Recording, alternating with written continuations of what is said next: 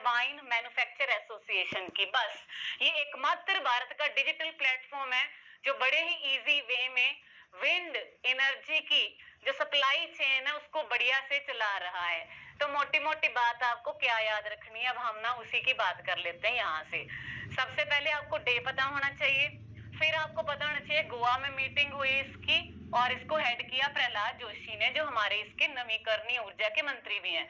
इसकी थीम है wind energy ambition to acceleration. हमारा टारगेट है 100 गीगावाट 2030 तक और 2035 तक है 155 गीगावाट। पेपर में कुछ भी आ सकता है, ठीक है। आगे चलो, फिर हमने कहा कि WTO मारुत पोर्टल लॉन्च की है सप्लाई चेन को बढ़िया करने के लिए। लॉन्च किसने किया बेटा? एक तो अपना new and renewable energy Prahlad Joshi ने, और साथ में किसने मिलकर लॉन्च किया? Indian wind turbine management association ने। बस इतनी सी बात। अब आई मुद्दे की बात जो आपके पेपर में आने के बहुत तकड़े चांस है, ध्यान से सुनो। कहते हैं इंडिया ने क्या किया? इंडिया ने 2025-2026 के अंदर रिकॉर्ड क्या किया? देखो 6.1 गीगावाट विंड पावर क्षमता जोड़ दी।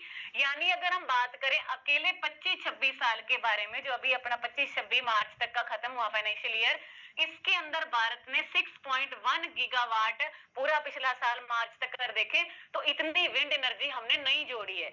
अगर इतनी हमने नहीं जोड़ी है तो इससे कुल हमारी विंड एनर्जी कितनी होगी? 56.1 गीगावाट। अभी हमने बोला ना कि 100 गीगावाट तक हमें कब जाना है? 2030 तक। तो अभी हमारे पास देखो कितनी होगी? 56.1 गीगावाट हो गई है। दुनिया के चौथे सबसे बड़े विंड एनर्जी मार्केट के तौर पर भारत की स्थिति और मजबूत हो गई है। और इसी साल के दौरान विंड टरबाइन और उनके पार्ट्स वगैरह को एक्सपोर्ट करने में भी भारत ने कितना पैसा कमा लिया? 12,000 करोड़ रुपए कमा लिए। अब तुमने देखा, छोटी सी न्यूज देखने में लग रही थी, हमने पेपर में डे पढ़ के अकेला चले जाना था। अब बताओ कल डे पढ़ने से काम चलना है? नहीं ना चलना, सारी इंफॉर्मेशन याद रखनी पड़ेगी। तो अब हम ऐसे कर दें कि 25-26 के अंदर इंडिया वालों ने जो विंड एनर्जी जनरेट की वो है 6.1 गीगावाट। ये सिर्फ 25-26 की है। अगर मैं टोटल बात कर दूं पुरानी सारी देखते हुए तो टोटल कितनी होगी? 56.1 गीगावाट। और 2030 तक कितनी करनी? 100। और 2035 तक कितनी करनी? 155। डन है क्या? सभी को ओके होगी न्यूज? अरे बोलो। जब तुमने मेरी क्लास के बाद इस क्लास को रिवाइज करना है ना, पीडीएफ पढ़ने के बाद, तुमने सिर्फ जैसे मैंने बोल के भी पढ़ाया ना, बस वो वर्ड देखने हैं। डन है क्या? कमेंट सेशन में चाहे ऐसे कर दिया करो, बार बार नहीं लिखना तो। ओके सभी को? Do like this? ओके चलो। हाँ, मेन पॉइंट वही। अगला डे पढ़ो, देखो world Elder abuse awareness day, विश्व बुजुर्ग दुर्व्यवहार दिवस। देखो दुर्व्यवहार करना अच्छी बात है क्या? वो भी बुजुर्गों के साथ। उसी चीज के लिए हमने जागरूकता फैलानी है कि अपने बुजुर्गों के साथ बिल्कुल भी दुर्व्यवहार नहीं करना। और ये दिन भी आता है 15 जून को। देखो 15 जून को ही विंड एनर्जी आता है और 15 जून को ही अपना कौन सा डे आ गया? बुजुर्गों के साथ दुर्व्यवहार करने के लिए जागरूकता फैलाने वाला एल्डर अब्यूज डे। और इसका थीम क्या है? देखो बियॉन्ड अवेयरनेस, यानी जागरूकता से आगे making Elder abuse prevention work, यानी बुजुर्गों के साथ दुर्व्यवहार रोकने के उपायों को कारगर बनाना। बिल्कुल सिंपल सी थीम थी ना। देखो चलो, तो याद रखना 2 दिन हमने पढ़ लिए और दोनों आए 15 जून को। तो बुजुर्ग, उनको अपने बिल्कुल भी दुर्व्यवहार नहीं करना, और पवन चक्की वाला डे। अगला डे पढ़ो फटाफट से। अपने कईयों के भाई बहन विदेशों में बैठे होंगे, वहां कमाते हैं पैसे और भेजते हैं अपने परिवार वालों को भारत में। इंटरनेशनल लेवल पे बाहर से हमारी कंट्री से, किसी दूसरी कंट्री से हमारे अपने लोग हमें पैसा भेज रहे हैं। पैसा आ रहा है, डॉलर में आ रहा है, यूरो में आ रहा है, रियाल में आ रहा है, किसी में आ तो रहा ना। उसी का ये डे है। डे का नाम पढ़ो international day of family remittances. बाहर से जो हमें पैसा आ रहा है, ये डे हम मनाते हैं 16 जून को। ठीक है, 16 जून को।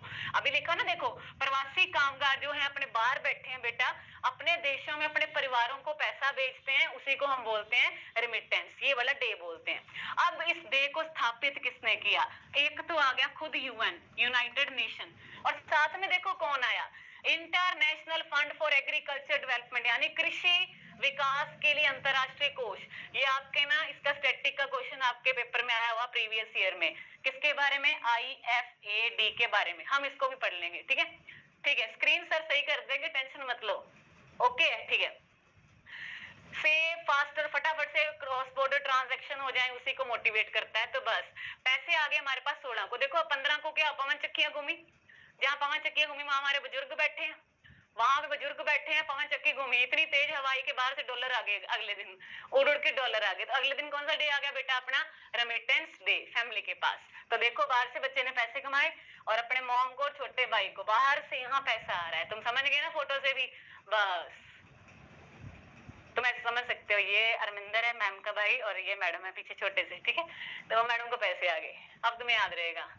आगे चलते हैं। अभी मैंने बोला था ना IFAD के बारे में, तो ये बहुत इंपॉर्टेंट है। आओ इसके बारे में थोड़ा सा देखें। International fund for agriculture development, खेती बाड़ी को मोटिवेट करने के लिए ऑर्गेनाइजेशन, देखो कब आया? 15 दिसंबर 1977 को।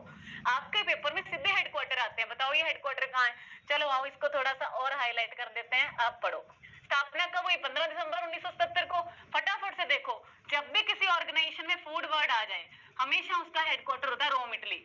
तुम रोम की जगह होम याद कर लो, इटली की जगह इडली बना लो। फूड खाया, घर पे इडली खाई, मस्त खाओ। और इसमें प्रेसिडेंट का नाम याद करो, अलवारो लारियो। बोलो क्या नाम है? अलवारो लारियो। तुम ऐसे याद करो, अरे घर वालों लारे ना लाओ, लारे ना लगाओ, लारियो से लारे बना लो, लारे ना लगाओ। खिलाना है तो इडली उडली खिला दो, नहीं तो रहने दो। खिलाना से क्या आएगा? फूड वाला, ठीक है। चलो अब आगे चलते हैं। नेक्स्ट डे क्या है बेटा? World day to combat desertification and drought is observed on 17 June.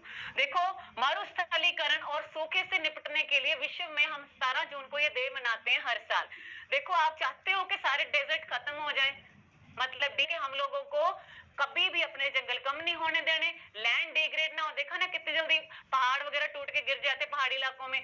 Droughts ना आए, सोका ना पड़े, क्योंकि हमें अपनी लैंड को सस्टेनेबली मैनेज करना है। कहते ना किसी चीज को यूज कर रहे हो तो बढ़िया से करो। ये थोड़ी ना कि तुम विकास कर रहे हो तो विकास के चक्कर में पेड़ काट दो।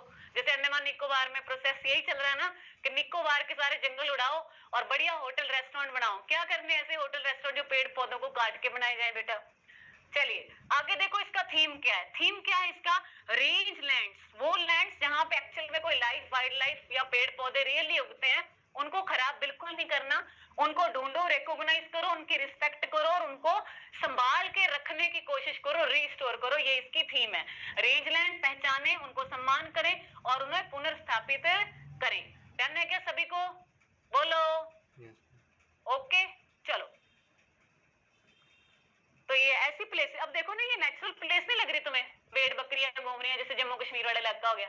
अब ये थोड़ा ना कहोगे यहाँ पे अच्छी अच्छी होटल बना देते हैं, अरे बड़ा सुंदर इलाका है, वाओ ब्यूटीफुल, तो यहाँ पे वो अपनी सेटिंग कर दो। ऐसा थोड़ा ना होता है।